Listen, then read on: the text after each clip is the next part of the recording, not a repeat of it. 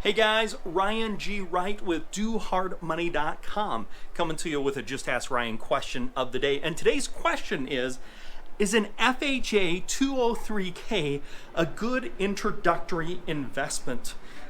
There's some misconceptions here. I really appreciate the question, and I'm going to tackle that. But before I do, if you've got a question you'd like to have me answer as a Just Ask Ryan question of the day, all you've got to do is type it in the comments below, and I'll create a video just like this for you and for all of our other subscribers. So please do that. Type it in the comments below. I'd be happy to do it. So let's talk about this. FHA.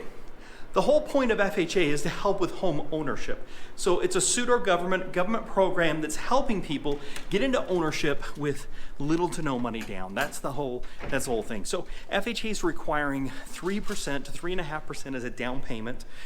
They do have some closing costs, but the good news is with those closing costs is they will actually allow the seller to be able to pay those closing costs for you.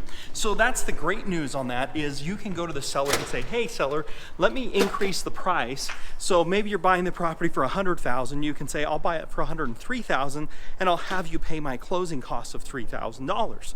That works out really well. Now, even if the seller doesn't want to pay the closing costs, you can just increase the price so that it is a net neutral to them. Meaning if the seller's like, I need to get $103,000 out of this house. And you say, no problem, I'll pay $106,000 and then $3,000 of that extra will pay my closing costs.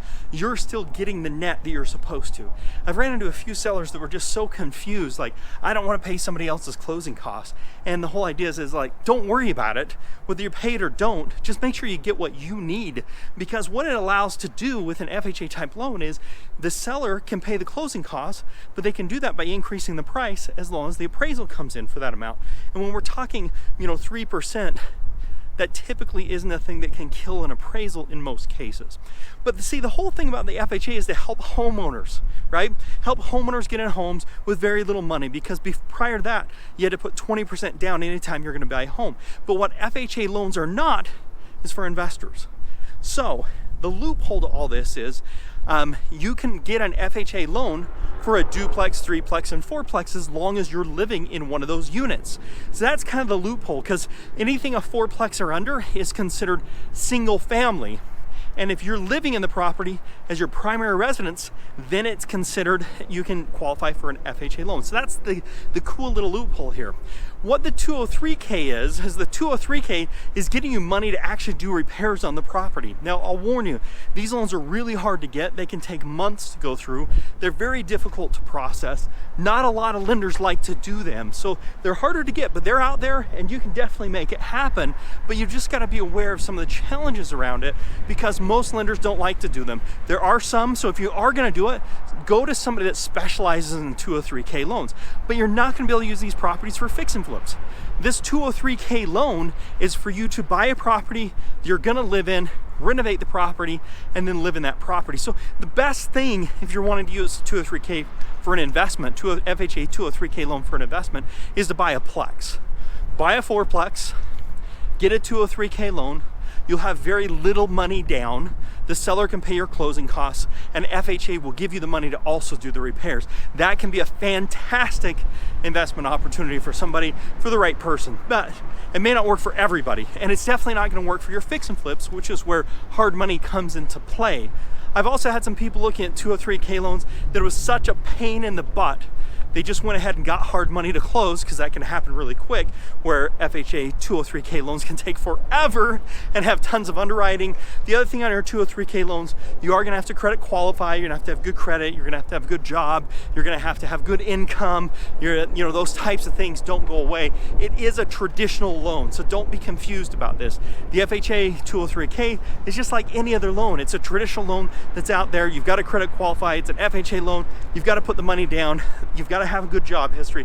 All those things are happening when you're getting a 203K loan. So the loophole here is if you're buying a plex that you're going to live in, you can get into it for very little and get the money to do the rehab. You just have to be prepared for credit qualifying, having the income, and knowing that the process is going to take a long time, but it can be a great way to start investing and get into a long-term rental property. So I really recommend this. If you're in a situation where you can credit qualify and you have the income, I really recommend that you get into a Plex.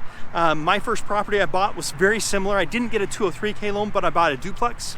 I turned it into a threeplex.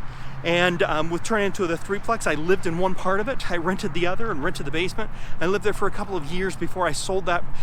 I rented that property. I sold it about 5 or 7 years later and moved on from there. But that was huge for me. I didn't even get a great deal on the plex, but it was my first investment property I bought when I was 21 years old. You can do the same thing. It's so much easier with a 203K loan. You just have to be prepared for that. A lot of people think I'll get a 203K loan to do a fix and flip, and it just simply does not work like that. So I hope this video has been super helpful. If it has, please hit the thumbs up button. It's fun to do. It doesn't cost anything. It's absolutely for free, but it tells YouTube that this content should get promoted more, and I would really appreciate it. Also, I've got a video that you're gonna wanna check out. What are the basic types of real estate investments? So it'll go through the different investment strategies. You're gonna wanna check that video out. I also have a blog that is the 9 best ways to invest in real estate in 2021. So check that out. I'll link both of those in the comments below so you can check out both of those. You're gonna really like them. But also, if you want to get one of our free guides on getting started in real estate, all you've got to do is text this number with your email address, and the phone number is 435-294-0433.